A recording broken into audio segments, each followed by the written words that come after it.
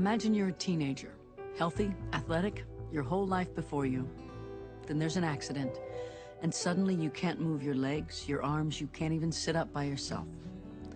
When a 16-year-old boy in Utah was faced with life as a quadriplegic, it seemed that the only thing that could help him was a miracle.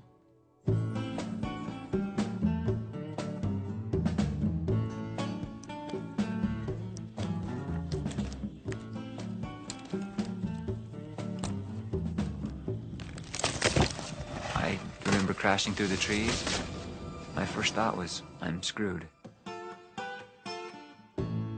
Will Barton had always been an athlete. He was a wrestler in high school and captain of his junior class cross-country running team.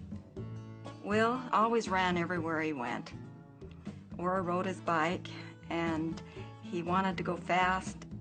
Will was proud of his strength and agility, and on Thanksgiving weekend, 1988, he was happy to take the lead in a family tradition, searching the hills behind his mother's farm in Salmon, Utah, for the perfect Christmas tree. I'm, a 16-year-old invincible teenager, tree climber, cross-country runner. I'll be fine. With a friend, Will found what he thought was the perfect tree. He climbed up to saw off the top. Then the branch he was sitting on broke, and he fell more than 40 feet. Just about dark. It just started getting dark, and William's friend came over in the truck and said, "William's been hurt." I couldn't feel anything. I immediately set everybody in motion. We need flashlights because it's almost dark. We need a board to carry him out on. We took him down to the hospital, and the doctor met us there and did the x-rays and said his neck is broken. A C4, C5 spinal injury is generally extremely devastating. This is a similar injury to what happened to Christopher Reeve.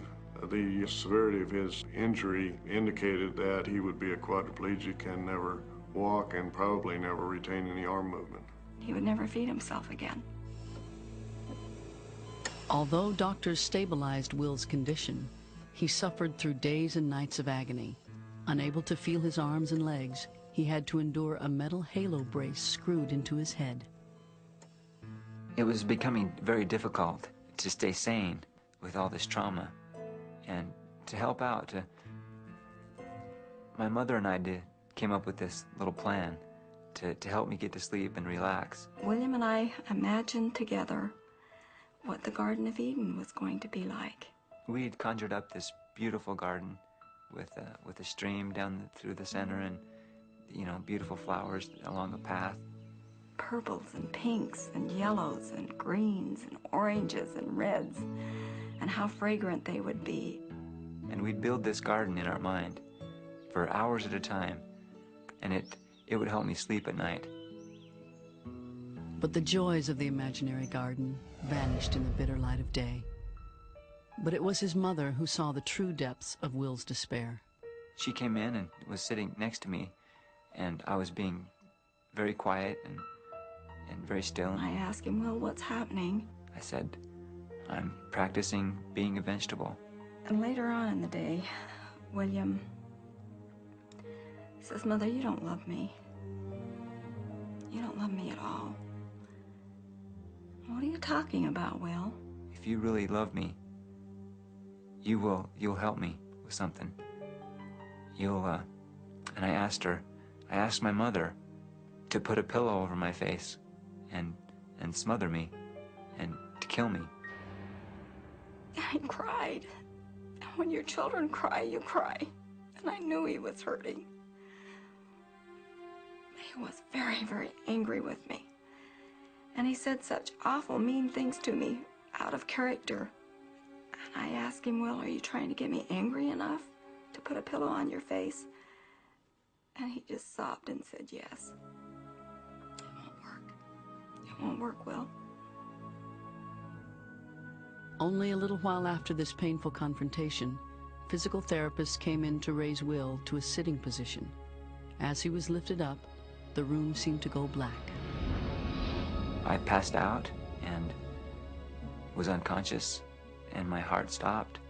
If that's death, then I was dead. in the darkness, I saw this beautiful white light that came towards me, and I was in a place that was like the garden my mother and I had been envisioning the night before, but it was much more beautiful. It was real. I could smell the flowers. All the feelings of anger and hatred and despair were gone. This was it. This was the answer to my prayers. I almost heard a voice say, "Choose." And I thought about, when it got tough, when life gets tough, I quit. And I didn't want to have to face that. As soon as I had decided to live, I felt the nurse's mouth close around mine, and she breathed for me once, and I've been breathing ever since.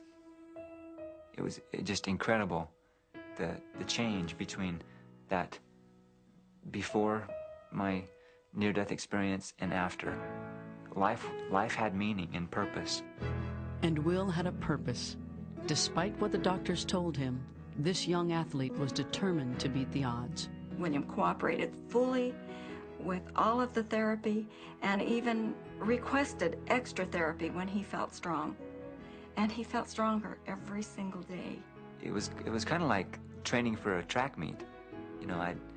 At first I was not moving at all, and then I started to move my fingers a little bit, and that was one hurdle. And I started to move my toes, and that was a big hurdle. I remember the day they called us from the hospital and told us that he'd wiggled his big toe, and me and his little brother and sister and my family had a party because he'd wiggled his big toe. I thought this was very positive in that he might, at very most, regain partial use of his arms and be able to operate a electric wheelchair. And when it seems your darkest night won't turn your day into light, just hold on. That was my marathon, You be strong. to get that wheelchair around that hospital floor. He pushed himself just like he did when he was running. A little more each time, a little more. There was a moment when I was down in the parallel bars, and my therapist helped me to my feet, and I got a vision, a picture of a year from now, walking all by myself without the parallel bars. William walked 1 year later to get his diploma from high school. Everybody there was just cheering for me because I had overcome. I had went from athlete to quadriplegic to a graduated student that's walking all by himself. 1 year after his fall, Will Barton was back on his feet. More than a decade later, his doctors still don't know why. Events do occur for which we have no rational medical explanation. He definitely had to have nerve injury, and how this has regenerated to the point that he has had this much recovery is a mystery to all of us. William lives on his own. He takes care of himself entirely. And sometimes he'll come home and let me baby him. And those are my favorite times. I will admit that